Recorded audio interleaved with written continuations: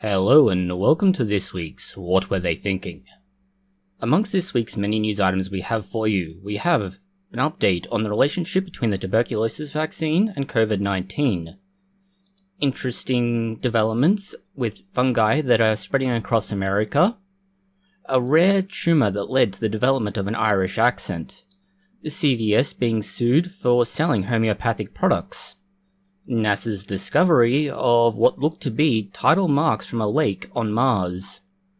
Interesting and bizarre astronomical events, including the breakup of a Russian satellite, and interesting green lines which have an unusual cause to them. The timestamps for these and other news items can be found in the description box below. Starting with the theoretical idea that the tuberculosis vaccine, or the BCG vaccine, might have provided some protection for COVID-19. Unfortunately, the reality is no, it doesn't. It would have been a nice idea that a childhood vaccine would provide protection and therefore reduce the risk for children, but that's simply not what has happened. It uses an attenuated but live version of tuberculosis. This is slightly different in that it's also responsible for some of the recent outbreaks in America of tuberculosis, where it's thought that immigrants coming to America who have received this were infected with that particular kind of tuberculosis, and they would have brought it with them, as it's not been available in America for quite a while now, and there shouldn't have been any spread. With all of that in mind, it should be clear that it's well known that the vaccine does its job.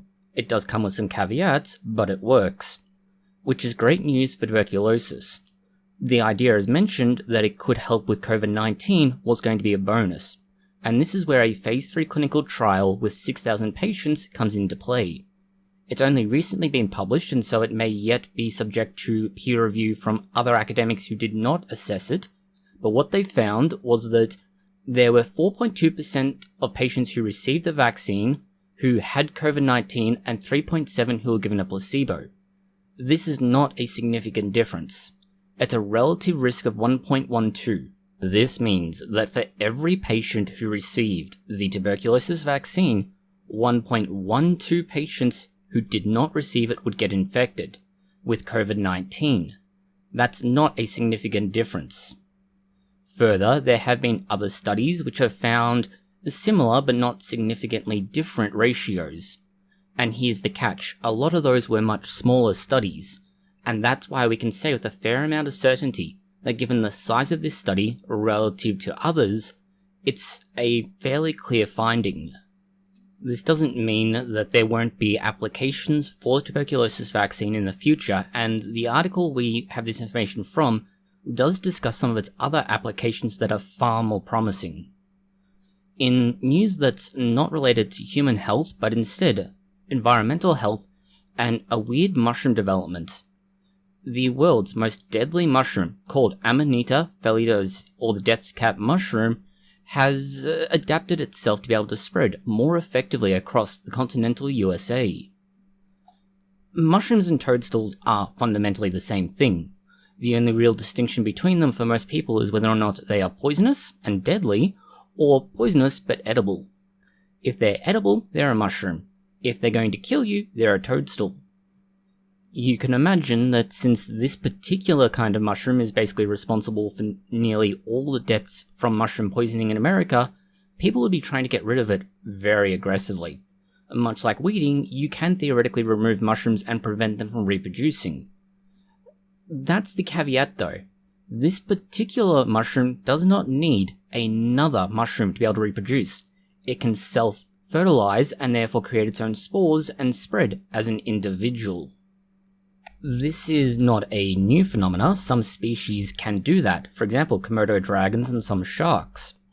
Generally speaking though, the longer this goes on, the worse the health of the offspring will become, simply because you are reproducing exactly the same DNA, you're creating a clone, and that leads to inbreeding. The mushrooms in this case, or the death cap specifically, can reproduce asexually for somewhere between 17 and 30 years. That's a pretty big time frame for them to be able to spread across the entirety of America. It appears that this sexual diversity, let's say, has led to it being able to spread so much more effectively, It's by no means limited in the same way that other species would be that require a sexual partner for reproduction. Going back to human health now, but this time looking at an interesting relationship to mushrooms, the amanita was historically used for heart health, and that's because it could have an effect on the way the heart beat. This meant if you had high blood pressure or similar, it could help deal with it. This is obviously a very crude solution, and we have much better medication now, and that medication is used extensively by the elderly, primarily because the elderly have the most prevalent degree of cardiovascular disease and particularly hypertension. This is where an interesting study into genetics and the elderly indicates that you might be able to reverse or at least mitigate a significant amount of aging through gene transfer. And yes, this does to a certain extent involve modification of the genome, but theoretically not modification of the genome that would be carried on to the next generation, partly because the individuals involved have probably well and truly already had their children and unable to make any more, but also you're not affecting the sexually reproducing cells, the sperm and ovum. What the researchers have found is that if you take a gene called BPIFB4, you can have significantly more protection against cardiovascular damage, and this means your heart works well for longer. This removes the issue of having to have medication. Now, we need to be very clear about this. All of their research is based on a mouse model, so the transfer to humans as far as this research goes may be very sketchy. What they did find was that it could reverse or mitigate up to 10 years of cardiovascular aging in their mouse model. So again, it's worth being very, very skeptical of this research and having a lot of salt applied to it. The genetic modification element to a side, there was another aspect of this that is useful. The same gene also produces a protein. That protein, in conjunction with cells in a test tube study, also exhibited the same phenomena. So they also had a reversal in the aging of those cells, and this included 24 different people who had different kinds of cardiac health aspects. Some had received heart transplants, some were simply elderly, and some had heart disease of various kinds. So this is a promising, but not necessarily successful avenue of investigation, and it may prove more effective to have the protein product available for post-cardiac treatment than it is to have the genetic modification available. In other health news, but shifting to the brain, and this time more novelty than anything else for a case study, it involves a 50-year-old male who, after developing a form of prostate cancer, wound up speaking like an Irish individual. This is not how he would normally speak, so it's not as though we're speaking about an Irish patient. It's also not an impossible condition to develop, but it's just very rare. Over the last 20-ish years, there have only been a handful of cases reported in the literature, and this is where things get kind of weird. The underlying theory for this individual is not the cancer itself is what caused the change in accent. Rather, the cancer caused initiation of an immunological response. The immunological response then led to a change in the way the brain was dealing with things, and that is what caused the accent. Although you may think in this instance that this is a nice way to develop an accent, if you can obviously deal with the cancer and remove it, the individual in question did not have that fortune. They died as the cancer got progressively worse, and tumours did eventually metastasize to his brain. In this case, modern medicine was not able to deal with it, and unfortunately that is what's going to happen every now and then for anybody and everything. There will always be instances where modern medicine fails. This is not helped by the availability of what are called alternative medicines, which if they really worked would just be called medicine. That is one reason why CVS and Walmart are being sued, specifically because they are selling homeopathic products. And yes, we have previously shown a video where homeopathic and naturopathic products get diluted so much that by the time what you actually get is likely to be water and nothing else. There will be no trace of the actual ingredient that's supposed to be in there. In fact, there's a good chance that the amount it's been diluted by, you wouldn't find a single molecule of it in all the oceans on Earth. Most of the medication is therefore no better than a placebo. You might as well either be drinking sugar-laced water or a sugar pill. This is why the Center for Inquiry, a non-profit, is suing them.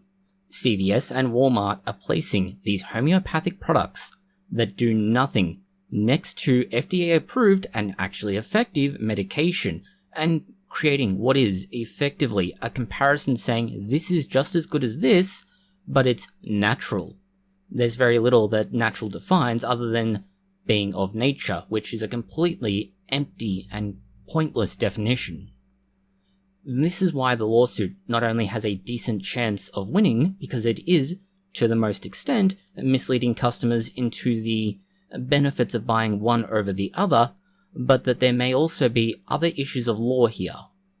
What brings this to attention at the moment is that the decision by the court last year was that the Center for Inquiry could proceed with their lawsuit, basically on the premise that we've stated.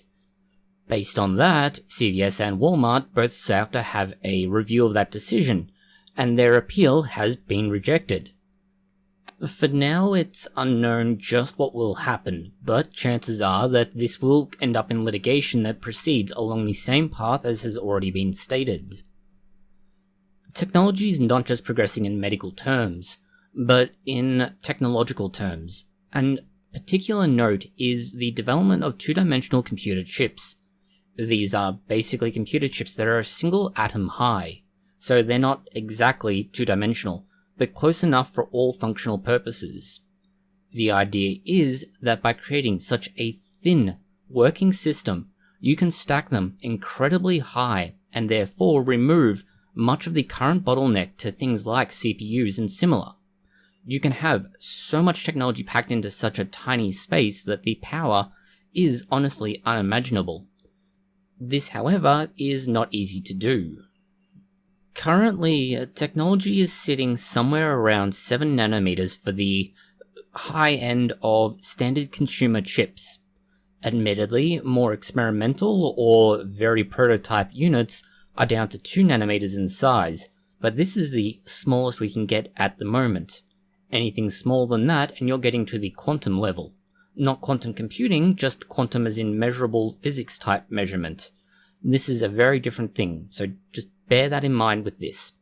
If we want to get smaller than we are now, we need to move away from the transistor type design that we're using, because they will not function the way we want them to if we continue to shrink the technology the way it is at present. This is why we will need to shift across to a two-dimensional system. That is the only way to continue making chips more and more powerful. The problem you encounter is twofold with something of this size. The first is, rather obviously, the size itself. How do you make something that's this tiny? The second issue is, even if you can make something that's so tiny as to be a single molecule high, how do you make it without any defects, or at least few enough defects, that it is commercially viable? Remembering you need to have enough progress beyond current technological levels in the form of performance to warrant the massive investment of time, money, and resources. The article linked in the description box below goes into details on at least 2 methods by which you could try and do this, and they both involve very technical setups that need very specialist know-how and development, as they're nowhere near commercialization yet. Shifting from technology that is all about, well, technology, to technology that's improved the environment and people's welfare. In this case, genetically modified eggplants. GMOs, as a general rule, are seen as evil by many individuals because they're scary and what if or how, but once you actually know what they are, they're really no different than any other crossbreed, hybrid, or similarly modified plant out there. All that's been done is a more specific and targeted modification. This is where we have things like golden rice. It's been approved in the Philippines, and now the Philippines is looking to approve another, eggplants. The benefit to this is kind of simple. The more people who can grow more food in a smaller area means they can get more money. This reduces issues around food access, food security, and nutrition. And places like the Philippines really need some of these things sorted out. This is best demonstrated by things like the golden rice application. it solved, or at least somewhat reduced, the problems associated with vitamin A deficiencies. For the farmers themselves, this can be especially important. You need to be aware that they not only need to have the eggplants available to sell, but they need to have the eggplant available in a sellable state. The two are related, but not the same. You can, theoretically, grow the eggplants without ever using anything else other than what nature provides, but you will lose a large amount of the harvest to things like insects destroying them. The alternative to this setup is to use something like pesticides and herbicides. The problem is, this now eats into the profits the farmer has from growing their eggplants. Genetically modified eggplants can, to some extent, mitigate this, but they are not a cure-all. They just increase the profit margin for the farmer. Some pests can cause up to a 75% loss of the eggplant crop, and that is a huge loss. Think about what you would do if 25% of your work is what you were paid for, but you had to do all 100% of said work. The amount of money you go home with at the end of the day for your effort is minuscule compared to the effort. And that's why, as mentioned, these sorts of approaches, particularly the use of genetically modified crops, is so damn handy. The farmers get the benefit of getting more yield, there's more food available, and they get more profit from it, which means they have more money to circulate through the economy. This then benefits others. For example, they can afford to buy new equipment. They can afford to fell or clear more land to grow more food. And so, addressing one of the most basic requirements of humanity, food, out of the food, shelter, and protection, has solved a big problem. Going from agricultural news to Martian news, and specifically the Martian meteorite Tisent. It's so named because it's a meteorite that came from Mars, it seems, and it was found near the village of Tisent in Morocco. This was also about 10 years ago now, so the actual studies into this have taken a very long time. What is interesting about this meteorite is not necessarily that it's a meteorite. By itself, that is not a very exciting phenomena. There's a good chance you could find many meteorites across the world, but it's what was within and on this, the organic diversity. There was enough organic material on this that they could theoretically mean that Mars had a much more developed environment than we initially thought, or at least could prove. The majority of these compounds were made from carbon that was bonded to hydrogen, but there was also certain amounts of oxygen, nitrogen, and trace other elements. These are basically everything you need to be able to generate carbohydrates, which are things like starch, proteins, nucleic acids, and lipids. You could, for lack of a better way of saying it, these are the building blocks of life. But they were not in very large amounts, and they've not been found in other Martian meteorites, nor were they in any way, shape, or form functioning in a biological way. While the lack of Martian life is disappointing, it does mean that at some point Mars had to have the necessary environmental conditions to make it possible for these molecules to exist. And those chemical reactions could theoretically mean that the small sample from the Martian meteorite we're talking about, there could be more advanced or different kinds of molecules found in others. In other Martian news, but this time Mars itself, it's the discovery of wavy rippled rocks. Now, these don't seem particularly exciting. That is until you understand how they get formed. This sort of phenomena doesn't just happen of its own accord. It needs something to generate it, and the most likely explanation at this stage is that it is evidence of a lake. The movement of the tide and the various changes are what form these ripple-like features. This evidence, in conjunction with the previously found evidence of salt deposits, supports the idea that either they were lakes or small salt-rich ocean-type systems, and that means that Mars at some point had to have free-moving water on it. Coming back to Earth, but still in space, and the astronomical news surrounding a Russian satellite that's broken up in orbit. This by itself is not particularly exciting. Satellites of all kinds break down over time, it's why they have to be replaced. You really can't repair them in situ. Unfortunately, this one hasn't just broken down, it has broken up. And because it's broken into many tiny pieces that have turned into debris, it is now a hazard for anything else that is in the orbit in the same area, or for that matter, trying to get into space. That's the issue here. As with prior events, such as the destruction of satellites via land-based missile systems, the debris is the issue, not so much the actual broken system, although that is also a kind of trash. Normally, things in space that are no longer going to be used get destroyed, and they do this a fairly straightforward way. They force re-entry, normally by using some sort of thruster or something similar, to make it enter the atmosphere where it's burnt up and destroyed, or if it's not completely destroyed, at least it crashes into somewhere where it won't cause any harm, like the ocean, unless you're the unfortunate fish that gets squished by a bit of debris. In this case, though, that's not what happened. As said, it was somehow destroyed, and the mechanism by which it was destroyed is unknown, but what happens is very simple. We're now left with a huge mess that needs to be cleaned up somehow. There is at least one theoretical answer to this though, and it needs to be taken with some salt.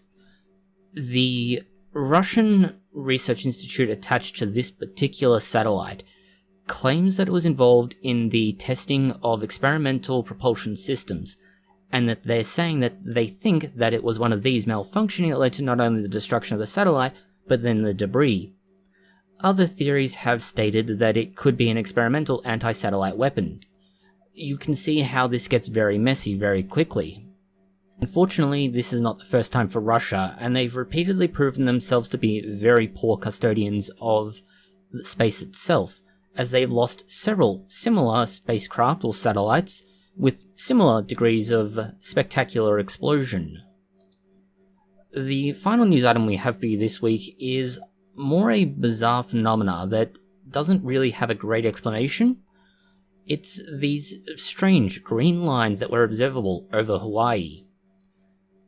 If you were to look at these, you might think that it was something from Hollywood or a similar sort of fantastical representation, but in this instance, reality is stranger than fiction because they are real. The original thinking was that the images being seen were some sort of artifact created by a satellite, and that the radar device fitted to that satellite is what caused them. However, after tracing the beams and a few other various actions, they're able to figure out that that's probably not what caused it. Instead, they suspect it may have been a Chinese satellite which is supposedly outfitted with a similar array of equipment. The equipment in question is a LiDAR standing for Laser Imaging Detection and Ranging, and it's basically sonar but with lasers. This is used to pick up things like carbon dioxide levels and other atmospheric conditions. In practice, it doesn't really mean much for most people, as you'll never have the opportunity to really see it, unless you're using the equipment in question and are positioned in such a place and time as to observe it. The reason we have a series of lines as you see here is basically the way the satellite works is that it was taking progressive scans of the sky as it went across, and this video is effectively a compilation of all of the images that were used to generate that, and so you see all of the individual scan lines as it travelled across the sky.